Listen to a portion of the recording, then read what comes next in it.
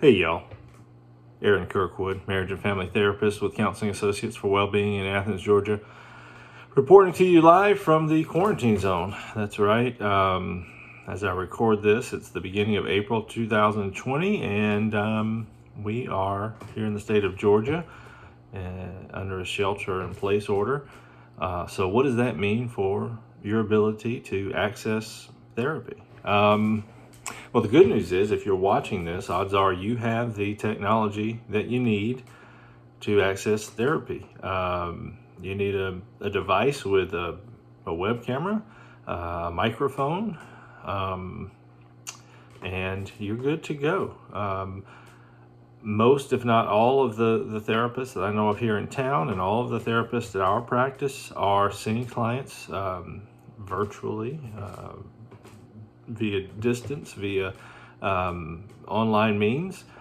And what does that mean for you? So I just want to talk a little bit today about is now a good time to start therapy? Is it possible? What are some concerns or questions that you might have? I'll try to address those. But you know what?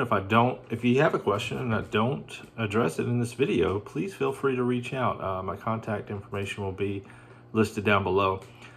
First and foremost, are folks even taking on new clients right now?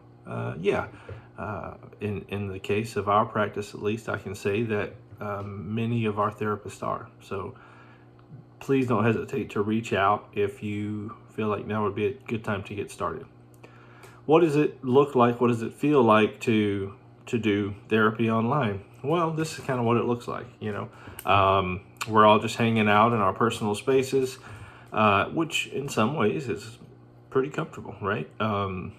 Some tips about that, though. If you want to access care online, it might be helpful to find a place in your home where you can be isolated or have some privacy. If that's possible.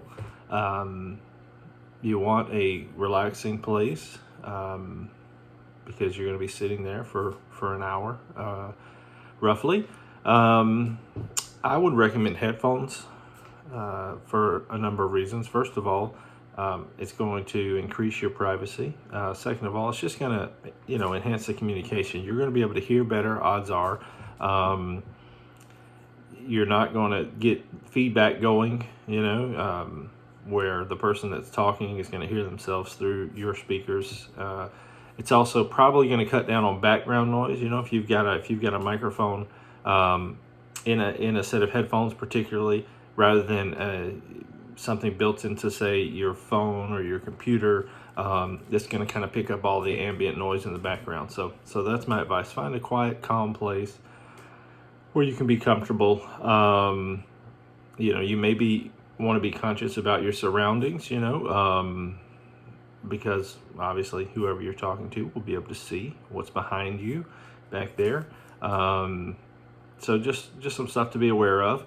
How do you pay for these services? Would insurance pay for you to visit with a therapist online?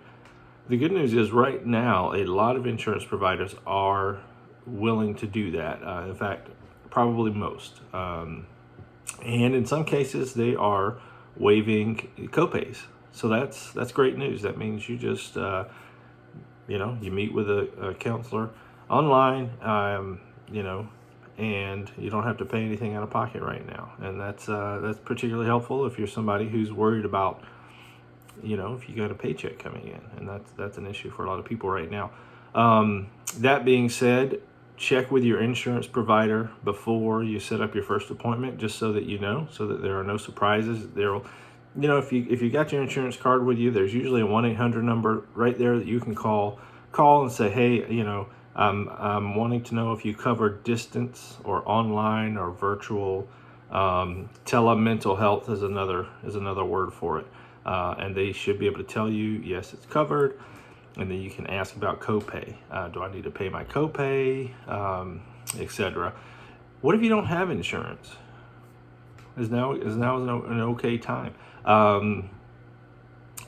For instance, I provide reduced fee services. So if you don't have insurance, but you would like to meet with someone, I do reduced fee.